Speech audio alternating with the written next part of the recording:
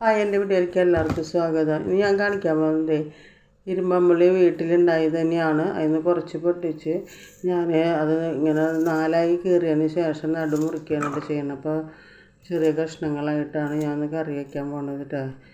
അപ്പോൾ അതിന് കുറച്ച് നാളികേരം, 3 പച്ചമുളകും 3 ചുവന്ന ചെറിയ ഉള്ളി എടുത്തിട്ടുണ്ട് കേട്ടോ. അപ്പോൾ അതൊന്ന് കഴുകി വെച്ചുള്ളതാണ്. അത് അതിലേക്ക് എല്ലാം കൂടി മിക്സിയുടെ ജാറിലേക്ക് ഇട്ട് മഞ്ഞൾപ്പൊടി ഇട്ട് മുളക് പൊടി ഇട്ട് പാകത്തിനനുസരിച്ച് എരിവിനനുസരിച്ച് മുളക് പൊടി ഇട്ട് അത് അരച്ച് വെച്ചു കേട്ടോ. എന്നിട്ട് ഇതാ ഇരുമ്പമ്പുളി കഴുകി റെഡിയാക്കി വെച്ചതിലേക്ക് ഒഴിച്ചു. ഉപ്പ് പാകത്തിന് ഇടണം കേട്ടോ. അതിന് ശേഷം നമുക്ക് കറിവേപ്പിൻ്റെ ഇല ഇടാം കേട്ടോ.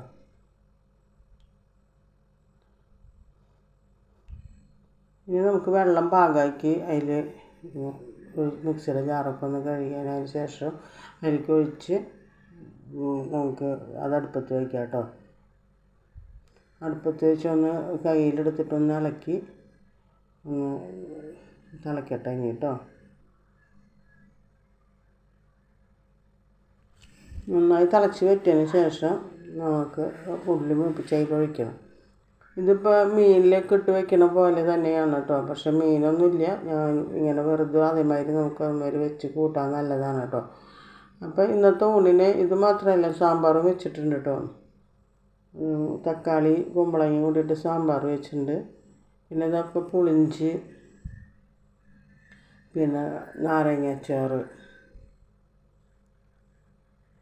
പുളിഞ്ചി ഓണത്തിൻ്റെ പുളിഞ്ചിയൊന്നും അല്ല കേട്ടോ, ഞാൻ പിന്നീട് ഉണ്ടാക്കിയത് തന്നെയാണ്.